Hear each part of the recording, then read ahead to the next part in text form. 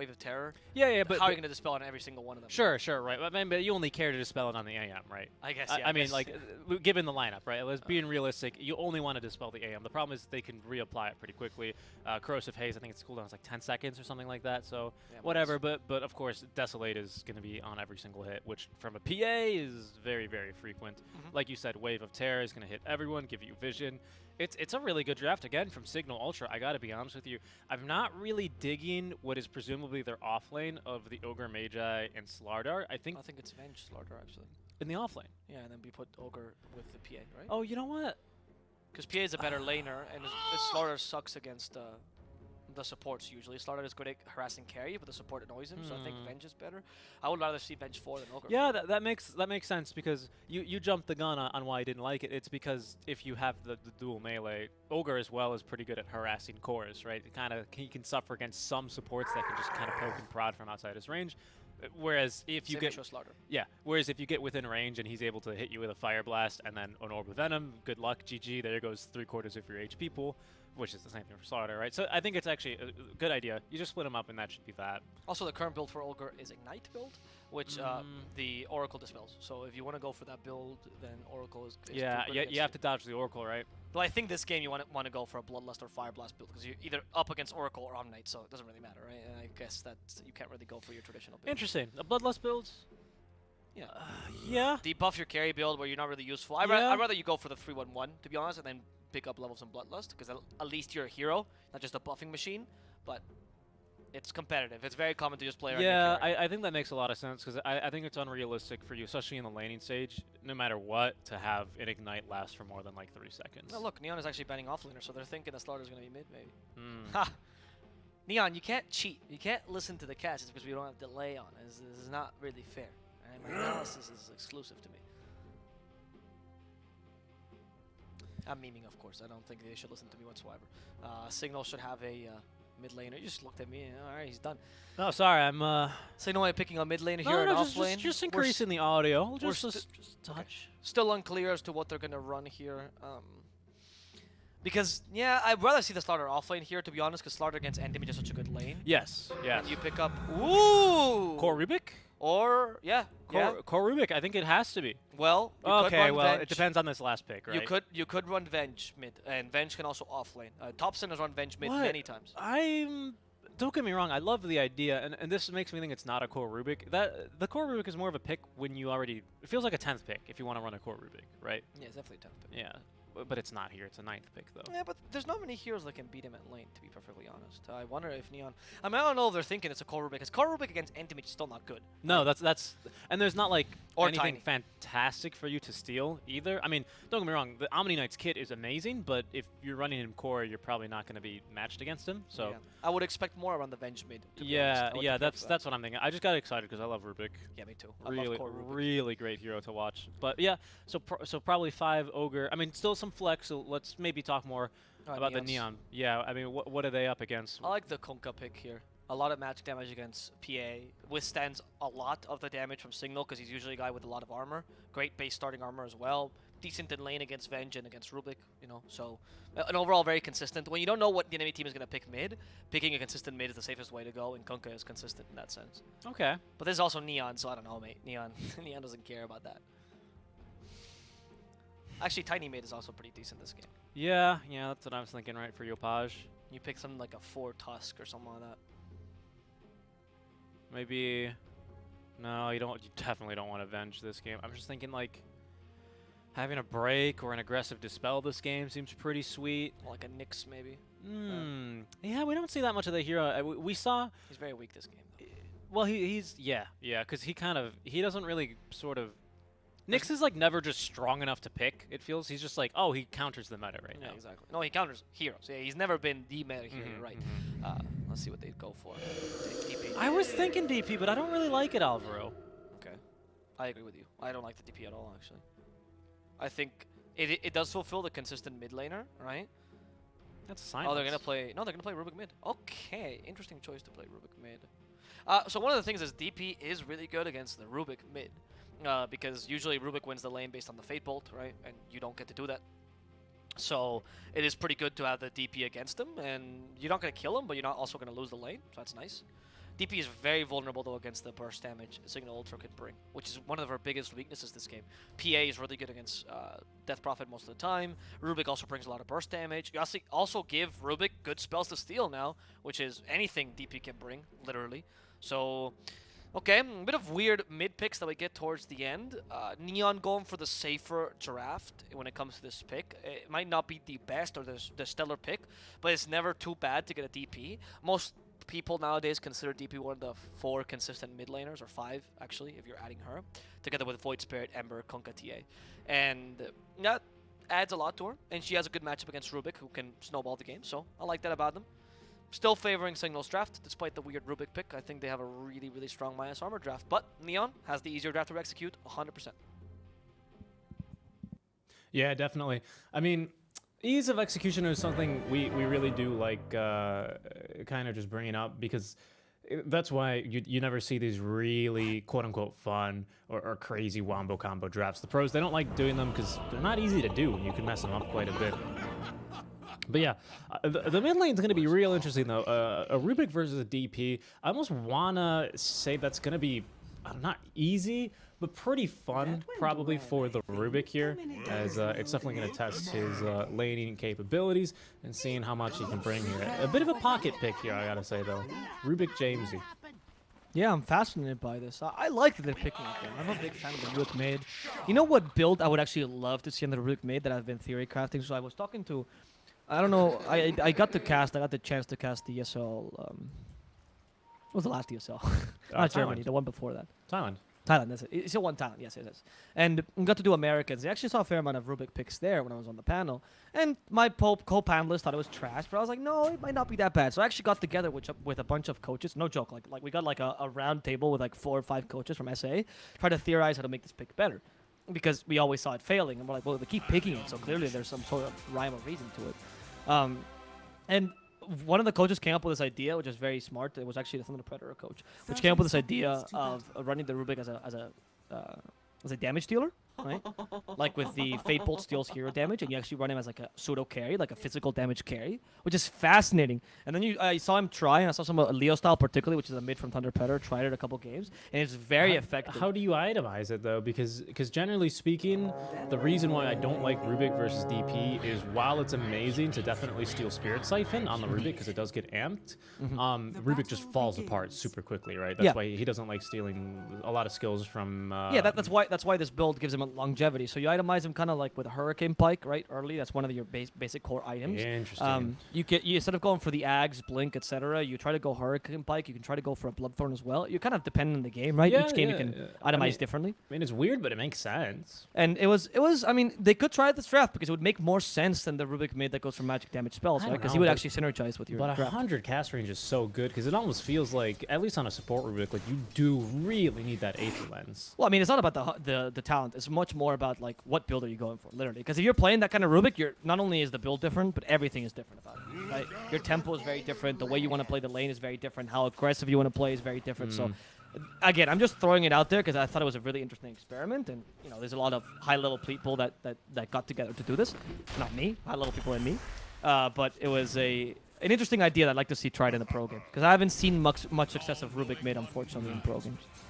So we do have Grims. He's going to take the Bloodlust level 1, try and force out JG, who has Purification level 1, but doesn't really make a whole lot of sense to try for anything else. Play hard in the meantime is going to get harassed, Slither, and crushed into Wave of Terror as he's trying to find a toss back, but will not be able to do so. Still 3 top again for Neon Esports. As I think last time they were up against 3 top for a little while.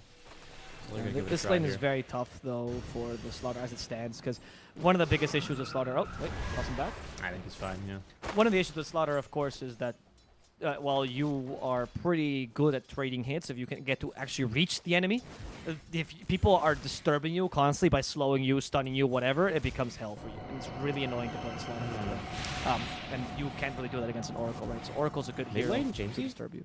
Okay, he's okay, but my goodness, both laners just getting up pretty low there, holding on to their fairy fires. I'm surprised not to see a value point in telekinesis just to break the Spirit Siphon. I don't know if that's possible. I presume not, since it's James. He probably knows much more about mid Rubik than I do.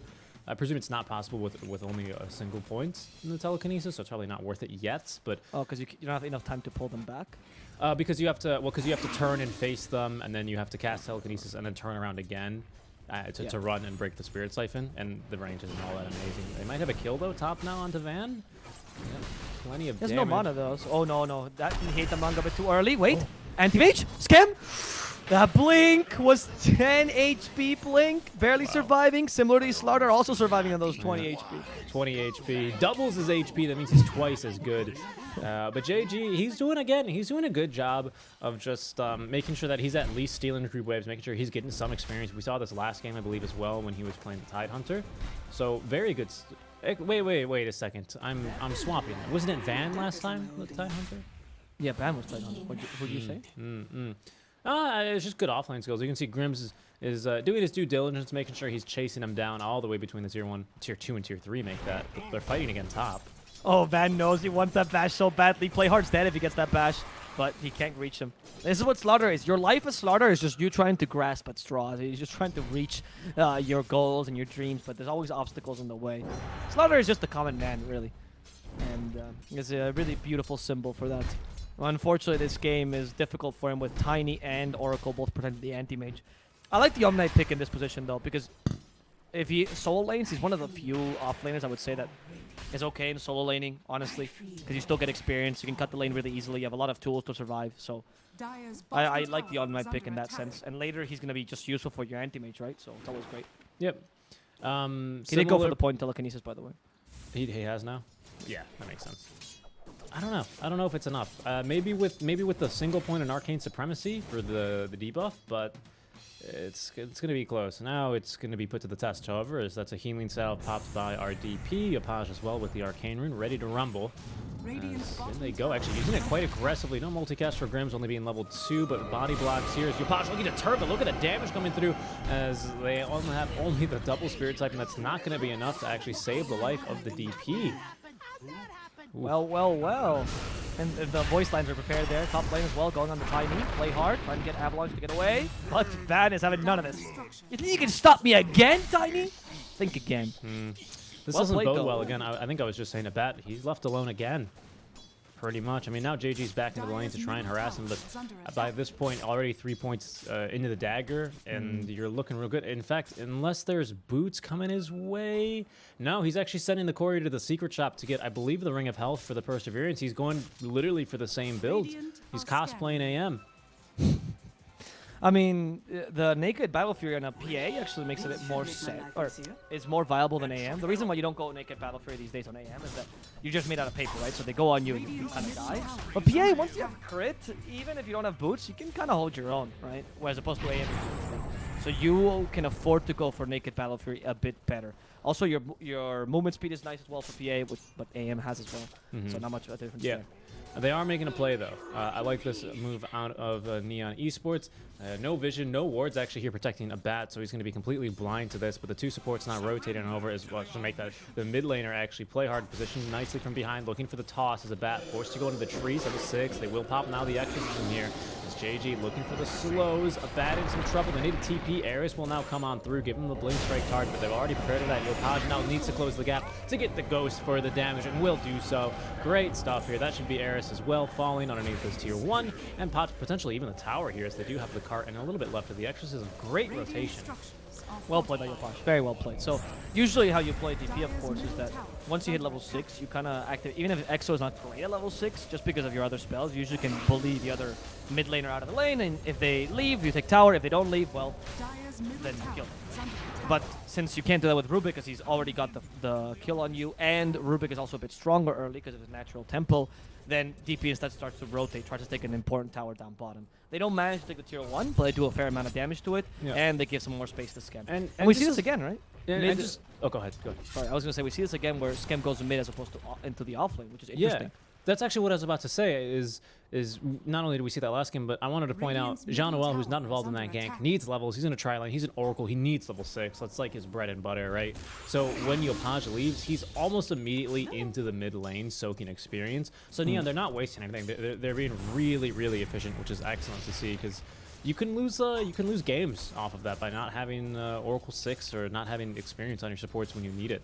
Yep. Not to be too dramatic, but I think that can be really impactful, especially when you're trialing for so long. You're totally right. You're totally right. It's a big deal. Sometimes people forget about the levels of the supports, though. That's often a forgotten thing. That's why before, when you're playing core, make sure you at least, your supports have levels before you hit the tome, and then say, hey, I'm taking tome. Just tell them. Yeah, it's tougher sometimes.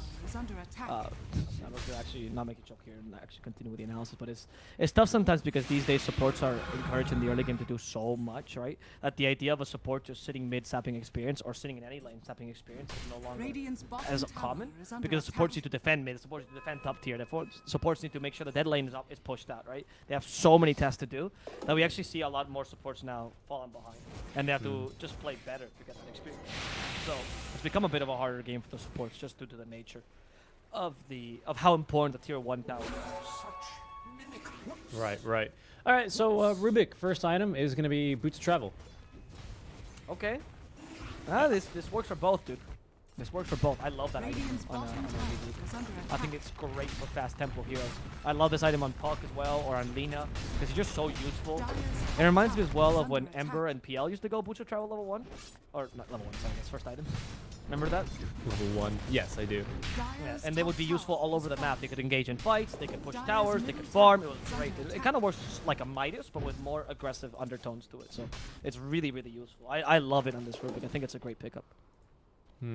Yeah, it's going to take him just a little bit to farm. He does have Avalanche, which is going to be nice to assist with his wave clear. But the creeps only being upgraded once means you can one-shot the most of the wave here with Fade Bolts being max, especially the range creep. You can see he's just nuking down a few of them before he goes. There we are. Beautiful stuff. And that's the wave cleared, and immediately play hard. He's going to rotate, making sure that that tower does not go down early. It's never really that good of a sign if you're playing DP and you lose your tower first, Granted, you did take an assist in getting the enemy safe lane tower, but you also lost yours in exchange for that. Yeah. And it looks like you're probably going to lose your tower. This is kind of the Rubik effect, though, right? He kind of excels most matchups, at least for the first 15, 20 minutes, and then some of the holes start showing. Yeah, which is that you become useless right after. But yeah, which is then you're a really farm support. Yep, exactly. I hate to but say it is but interesting. No, I love seeing this experimentation, though, because I think it is certainly an interesting pickup, and much like the AA made or Snapfire made, it's breaking the game, right? This is why I play Dota now. I don't want standard picks. I want this weird pick. I want someone to tell me, what's a really good hero? Ice Crystal Maiden in the offlane, like the Chinese used to do. I love that. That's my dream. That's what I want to watch. Van, by the way, is going for is going for a pipe as first item, so not going Blink Dagger immediately on Slaughter, which is interesting. You're going to have less of an impact as an initiator, but much more of an impact as a tempo controller. Nice job denying the rune, making sure that DP will go bottleless for a little bit of time. As Van is just going to be able to boost Schem out from the lane. Schem actually has decided to go for regular power treads. We're about 2 minutes out from the timing here if we are still going for Naked Battle Fury, which we are not. Yeah, I think it was just Ring of Health first item, maybe even the Perseverance, and then straight for the power tread. So we'll see. It should be... You mean a bot, right? Not Schem. Yeah. Okay. Right. Well, both... Oh, yeah. Not both heroes, right? Because one of them has a Perseverance and one of them does not. Yeah, exactly. Because one of them went straight for the treads. Because in AM, if your lane is undisturbed, what's the point? You had a try them, right? No need to Ring of Health. James Z. The Purification 0 cast point to cheekily get a bit of extra damage. His support sacrificing himself for Jamesy and even getting a counter kill. Play hard, stop him to the tower. The Exo's used by Yopaj, try to go for Jamesy. Jamesy's being sucked off. Jamesy, you need to stop him, but wait! He's doing the inverse sucking as well! Jamesy wanna be the Siphon Soul! In the end, it's gonna be only a single kill on Venge. Tiny survives after that. And they salved them up. Easy 1000 HP, even with the 2 times multicast level 2 is not going to be able to kill him through that, so nicely done. Siphon Soul. Sorry, I was talking about the Tiny who lives through the... No, I know, I'm just correcting myself for the audience, I apologize. I'm just a noob. Yeah. Spirit Siphon, I mean, anything, Rubik is the epitome of anything you can do, I can do better. And, DP realizes that. If that's any other hero, DP is diving a tier 2 tower at that point in the game. But it's not. It's Rubik, and that means you cannot really run at him. And now Rubik all of a sudden has 4 charges of level 4 Spirit Siphon. on a Rubik mid lane is Rubik very with boot to dominant. travel. Yeah, he's going for the blink ether line, so it's gonna be a magical damage Rubik. So more of the tempo Rubik. We're not gonna see the weird build I suggested, which is fine with me.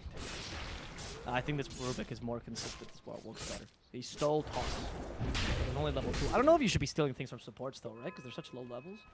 Yeah, I mean that is an issue for sure, but I think with the tiny, you kind of just like both of those, right? Because on the Rubik, the nice thing with the debuff duration is even if you get Avalanche, right, which is the mini stuns, which AM cannot blink out of, but some heroes can, or just activate abilities or whatever. In the meantime, with the Rubik, you can't. It turns into basically one long stun, which is really nice to have.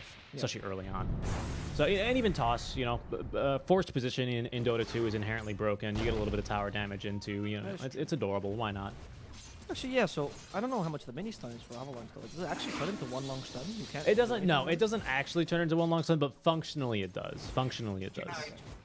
I had a genuine question. I don't actually know if it's. No, true. I mean, like if you have a BKB, you can still activate items and instant cast items. Right. But you can't do anything like blinks or anything like that, right? It No, becomes like no. max level cold snap. Exactly. I mean, Okay. a puck being the exception. Anyone. I mean, like now, Dota is a game of exceptions, isn't it? Right. And even with 0 cast point, essentially can go away. Yeah, Right. anything with 0 cast point, which is items, you can usually get out of. Again, 4 staffs, you're going to get stunned immediately and canceled. But Van looking to get canceled here. They are closing the gap onto him and committing the exorcism here as well, putting him down. The Ghost actually hitting the creeps, splitting a little bit of damage as Van eventually will die. If he can get into the river, he might have a chance, but that's looking very hopeful. The cheeky bash as he actually gets the corrosive haze and then bashes. And now Yopaj is trying to go in, but they're like, oh wait, minus armor. Use it for your advantage. The swap, Eri saving his fellow support. Jamesy stalls the toss, by the way, could put some out of position, but Nope. steals the Heavenly Grace So instead. much better. Yeah, it's a much better skill. Top Again, the problem with Rubik, and even now it's going to start to show here as we approach the 15-minute mark, is that he does very well with these spells and with any spell in the game, just based on the core concept of the hero. But now he is kind of beginning to be shown that, oh, his bones are made of paper. I'm sorry, his bones are made of glass. Is his skin made of paper? As he is just a very squishy boy. So, Yeah, I agree with you. He's going to be more of a support now. The good thing, though, is that in this draft, Slardar can kind of take up the mantle of being a yes, mid laner. he can. So it's not too bad. If you had an offlaner like Tide, I'd be like, yeah, this is pretty terrible. But at one point, you can swap positions. Positions in Dota right now are much more fluid, right? Yeah. Even if you play mid, you're not always the 2 for the game. Sometimes you become the 3, sometimes even the 4, So it's not that clear cut anymore. People are Yeah. much better at being fluid about it. And even more so than yes, the Slaughter can also pick up the that Rubik's sort Law. of frontliner, but so can Ogre. He's a tanky boy. No, I meant more along the lines of like the farm priority, because there comes a point where there's diminishing returns for getting a big farm, right? Okay. Whereas Slaughter can still use that farm effectively. Though you're right about the tankiness. I mean more about the farm priority. I see what you mean. I interpreted that as, oh, well, we need someone to be annoying and stand in the front. And Ogre's really good at that, isn't he? Yeah, it's true. Venge can as well, by the way. People underestimate Venge because she's ranged, but she has 2.4 strength per level. That's not bad at all for an agility hero. Yeah, I think this game, we missed a kill there mid lane. Cignal You missed the kill. running at him. Yeah. So, don't do the royal we thing here. Oh, I didn't see you. I didn't see you talk about the kill. Battle Fury on both Scam and PA, almost equal timing, so pretty good. PA, I think, quite the mirror to the AM in the most case, especially right now with the new Blink talent. Yeah, and that's actually what I wanted to talk about in terms of having Venge being up front. I think most games that's totally fine, but I think this game you need Venge for the save. Otherwise, Neon, they're just going to outlast you in these fights, right? And PA is a little bit too squishy. She doesn't have the counter spell. She does have the Blink Strike, but she needs the save coming from Venge. So I think Venge needs to be kind of hiding and waiting in the wings to give a bit of a second wind here to the Cignal Ultra Draft. Or, alternatively, it can just be Divide, run in, find one, immediately blow them up, and then take a lopsided 4v5 fight. There are 2 ways, but assuming they're going to go 5v5, I think the Venge needs to be waiting in the wings for sure. We'll see, though. I mean, we'll see how Cignal decide to play it. It is at CA. Sometimes they just decide, we're just going to run at them and see what happens, and it makes for some really great Dota. That is true, actually. My favorite play in SCA is the SCA smoke, where yeah. you just lose 2 heroes and you go, right, time to smoke, guys. Yeah. We just lost 2. We're at disadvantage. They will never expect this coming. And it actually works. Like, it's a meme, but you'll see teams like Fnatic or TNC top in the region do this, because it actually is, the surprise factor is important. So it's always fun to watch SCA Dota. I think that's what makes a lot of the tier 2 teams much more well known here, because it's really fun to watch them. They make exciting games. James has decided against taking any talents here at level 12. It's interesting. I mean, none of the talents at level 10 is good, and you can skip those talents, by the way. I don't know if you know that. Hold on. They might have got Slaughter here. They're just so eager to use the Exorcism whenever it's off cooldown. There they go. They get the kill, and they're going to cancel that TP. Both TPs, actually. They're coming to the This time it's TP. better, though. I don't know if you noticed the play he made earlier, but what was really smart about Slaughter is that actually run away from the tower, so they couldn't get Exo and then take tower afterwards. But this time they did it really close to tower, so you can still take full advantage of Exo to push. So, unfortunately, for Slaughter, this time he didn't get the kill he was looking for, or the play he was looking for. Gosh, stand really close to the tower. Increase your damage. That's true, yeah, because you want to reduce the time that Ghosts have to fly around. It's going to be useless. It's risky, though. But no, you know they canceled one TP, and you have JG scouting. That's whatever. Small things that don't really end up making a difference, I think. Yeah, because we have full information, of course. They don't always have it. So if they haven't tracked one of these things, then you don't have it. So yeah, anyway, about the talents thing, you can skip level 10 talent, or any talent. It's been a bug in the game forever. So it's very common if your level 10 talent is bad, just skip it and get the level 15 instead. We're going to be going for Roche here. We don't have a medallion, but with the Corrosive Haze, with the Wave of Terror, and now the Desolator up on PA, Roche is just about as good as Ted here. As he will be finished off very, very quickly. Of that now, Aegis in hand, as they will be rotating over. They actually have caught as well a DP. Yule Scepter trying to escape. We've already used Telekinesis. Can we get a crit? Nope. Yeah, that had to be a crit, essentially. Yep, that's the only way. But Abad is super farmed. Let's not forget that AM and PA, if they're equal farm, PA wins 100% of the time, right? Like, AM is kind of weak against PA. It's a solid counter. And you can't do the thing where you kind of ignore PA and you just go for the rest of his team, because PA will follow you and murder you. Yeah, especially with the 15 talent, which we haven't taken yet, but we will soon. And especially with the Corrosive Haze, right? Which added on top of that, it's like, all right, good luck with standing up PA. With Desolator, with Corrosive Haze on top of you, and maybe even a Wave of Terror. Right? Yeah, I think we really need this offering to kind of, for the chef's kiss, you know, for our PA. And we're looking real good. Although, I'm not surprised that we're not waiting to give it to the Vengeful Spirit, as this is a very sacrificial game for both supports. You have a lot of people that flash farm pretty, you know, intensively. Yeah. But still, Venge is good at ores because she dies and still. Yep. Yeah, exactly. She's one of my favorites. They are going to be fighting over this mid-tier tier 1 now. That was good. Body pretend like he was going to use it on the anti-mage instead of 25, which is the better target. It spelled immediately though. Now of course it Haze, Guardian Angel. It's only for physical damage, but they don't have anything else though. They're trying to chase after the Oracle. Now the Guardian Angel stolen by the Rubik, and they can continue to fight this. That was perfect by Jamesy. The Exo's doing absolutely nothing, and they stop Yopaj right in his tracks. Where are you going, buddy? Stay in play! As they destroy Yopaj, murder him in cold blood, go right after for JG. And that's 2 really important kills. What a Guardian Angel steal by Jamesy, showing us that Rubik can still be strong if you're good enough. I mean, you know, that's a play that a support Rubik can do, so I don't know if that's necessarily true. But you know what? Like, all right, I'm just trying to create hype. Richie, don't. I understand. Why are you rating on my parade for? Well, you know, it's just unfortunately it don't work like that. Sometimes you pick Rubik and then the enemies never skill anything, you know. like when Purge plays against. Like when the Moonduck stack did that. That was hilarious. It's not the Moonduck stack. I think it was. It was Purge. I don't remember. It was an old video. I remember that video like it was yesterday. One of my favorite videos of Dota of all time. That one and the meme about TI5 EG. I tried to find it the other night. I could not find it. PlayerArt has cut the wave here, though, so they are going to be looking to get some damage here onto the tier 3. And damage they have done as they still have the range creep alive there, preventing the backdoor from kicking in. 20 minutes in, you've already got the range, the mid tier 3 down, and a free kill onto PlayerHard. Jamesy eventually has enough damage, and he has gone here for the cast range talent at 15, indeed skipping the 10 talent. Yep, as I said, it's just better. Yeah, I do this all the time when I play Bloodseeker because the level 10 talent is trash a lot of times. They're going to keep going here. They know AM's not ready to fight. Yeah. AM is going to do the Arteezy thing where he keeps farming while his racks are going down, because what else can you do, honestly? If you join here, you're just dead. So you might as well farm.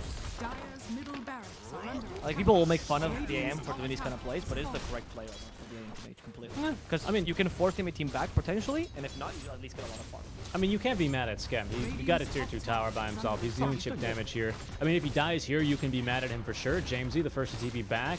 Skem, he's got no clue, actually. He does not have the vision. And there they go now. Jamesy making the blink in. He's got the toss. Spell stolen is going to be blink. He can continue to chase, but he has no support. Jamesy, you have 2 blinks. No. Certainly you don't kill the AM. They're in If trouble. he had the 50 base damage talent, Richie, there would have yeah. been a chance. Ogre is dead. That's okay. I thought it was more people. Yeah, it's just Ogre, not a big deal. I think they actually were trying to rotate to catch the AM, but then they realized, oh, they're following us. Let's not. Instead, taking tier 2 bottom, which is still pretty useful, honestly, and they still took the main racks, just the melee racks. But the AM did a good job, though. Scam forced them back, and I love his build. Assault Caress. You acknowledge the weakness of your draft, and the weakness of the enemy draft, which is they only have physical damage. Go for Assault Caress. It's not a bad item on AM. Interesting. It's been done before. We've seen AMs with Assault Caress before. It's not crazy, and it's especially done. I've seen it most often either against a Slarder or against PA, and you're up against both. So, you know. And Avenge. And Avenge, yes, but I just mean like specifically you build this against PA. Yeah, no, totally. But I think that's even more reason to get it, though. I definitely get that, yeah. I mean, it buffs your team as well. It's not a bunch of armor, but like you're saying, you can debuff it on one person, maybe even two people given your lineup. But for the Wave of Terror, that -7 armor, you know, it's nice to have the AC aura for sure. I mean, it is. I would say it's more than Dezo already. Put it in that perspective. Or sorry, it is. It's one more than Dezo. It's quite a lot for 10 seconds. Is Dezo 6 now? Yeah. They didn't change it. I thought they've been patching that one overnight. They did patch that a lot. But I think it was 5 at one point. Ice Frog rolls 2d4, and this is how much Desolate now removes your armor. And then he also does that and goes, this is how much Doom has in terms of armor. But let's see. Assault Caress is almost done. Do you think we're seeing... I mean, okay, 2 questions. This is a 2-parter, right? Do you think Cignal is ready to fight now? And if so, or if not, I guess, do you think they're just grouping up and pushing because they know they're stronger, or because they know they're on a timer? So, like, is Cignal pushing so hard right now because they know they're on a timer, or just because they feel strong? Or both? I don't know, because those two things are quite interlocked. I guess they are, right? Right, because if you're stronger, usually because you're on. They're gonna gank them though. They're flanking them from mid. Good toss. See, Tiny, they have Fire Blast, but it's hard. Yeah, it's hard to initiate on an AM if Sarda can't catch up to him. Another corrosive haze, keeps on going. Fire Blast. Oh, bad. Up plays with the Faithful. It puts a lot of damage murdering JG. Without John L, you have no more dispels. How do you save the rest of your team? No, Anti-Mage just leaves. Yeah. That was a team wipe, dude. That's what happens when the minus armor happens. That was perfect target acquisition. Going first for the Omnite, then for the Oracle, because they acknowledge actually Oracle has a harder time saving the Omnite than Omnite saves the Oracle, because Omnite can always use Guardian Angel and has a bigger range, but Oracle has to be in range to hit you with the False Promise. So. Yeah, and I think it's just that GA nullifies a lot of your damage, right? So it's more important to get the GA down, because if Omni can GA to save Oracle, and Oracle, yeah, you can False Promise, but then he's gonna die immediately after, right? It's not the rest of the team. But yeah, it's kind of interesting actually now that I think about that. But a good fight for Dead. They used as well the Exorcism to no effect either, so that's gonna be Cignal back on the high ground without H. But Pat is just murdering people. The Yule Scepter not coming in time.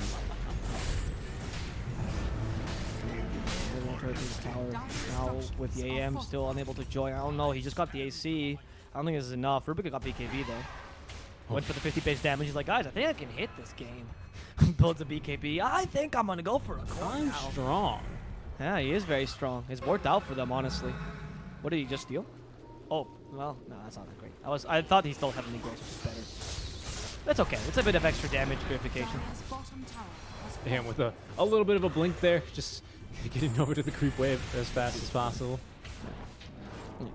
But yeah, about the point, it's just that it is it is hard to judge when you say those things, because those things are too interlocked, right? Like, if you have the higher tempo, if you're winning by a lot, then you also feel pressure because you have to take advantage of this advantage. But I would say that this game they just feel really strong. Honestly, I don't think they're really pressured in this game. Because yes, I would say that AM is a pretty strong late game hero, but PA is a good matchup against it. I don't know. I think the way I'm reading this anyway, is that Neon, they go, well, we can't really fight them now. Maybe they think they're on a timer. Maybe they just know that they're not strong enough. Although now, as I say that, they're going to smoke out and try and find whoever they can. Maybe just smoking it with the Roche timing. But maybe they just know that they're going to have this pretty easy peasy late game if it comes down to it. Just because I think they're going to have two more irrelevant heroes than the Rubik. Oh, great toss. They've actually abducted the airs. Can they actually finish him off, though? The Glimmer Cape, there's no detection there. They're going to turn and land a stun, actually. AM, Abyssal bladed up. The GA is going to drop, though. That'll save his life for a little bit of time, but Rubik's going to steal that one right back. That's going to make Skem completely useless. He's got to back off. There's going to finally at least be a save over to Yopaj, who's in a lot of trouble, finally popping the ultimate as well. A bat looking for a splash is going to find one. Godlike on a bat again. In the meantime, just like the last fight, AM forced to back off, and another great steal from Rubik. It's just so tough because all of your cast points are so long that there's not a skill-based idea for Omni-Knight, right? Like, you can't do something after Guardian Angel. If Rubik is saving his skill for you, which he really is, they're gonna steal that Guardian Angel and use it. It's so difficult because Omni-Knight's too slow here. This among the many reasons why Omni-Knight is not playing. Definitely not. When AM reflects a dagger with his counterspell, does he also get the coup de grace passive? And whose damage does it apply? I actually don't know if you get the coup de grace passive. I think you get your own passives. It sends as if it was your own dagger. It definitely deals your damage. I think that's how it works, right? Because if you like, I've seen like it's as if AM casted the Stifling Dagger on the yeah, that's how like Lotus works as well, and I think Mirror Shields.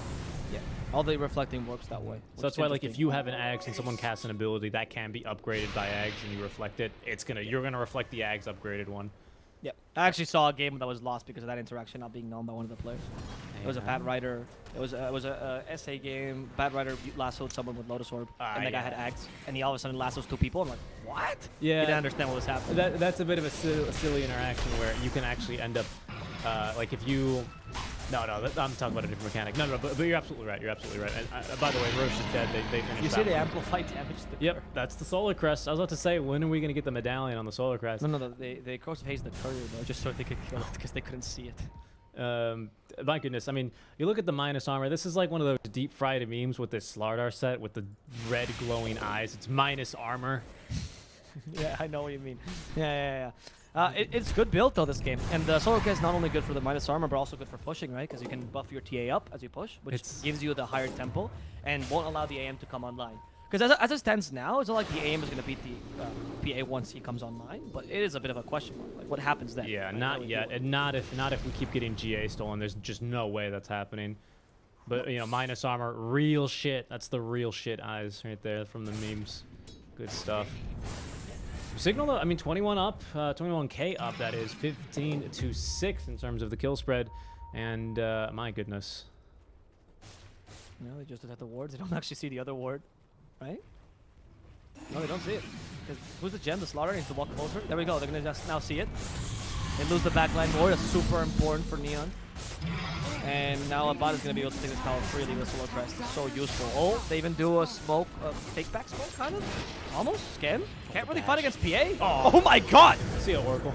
Bye-bye, Oracle. In the blink of an eye, Oracle is no more. Abad activates BKB. They steal the Guardian Angel again, of course. I don't think he stole it. I think he just didn't steal anything else, to be honest. It's true. It's true. He just had it from before. He's just now he steals something else with the Crypt Swarm.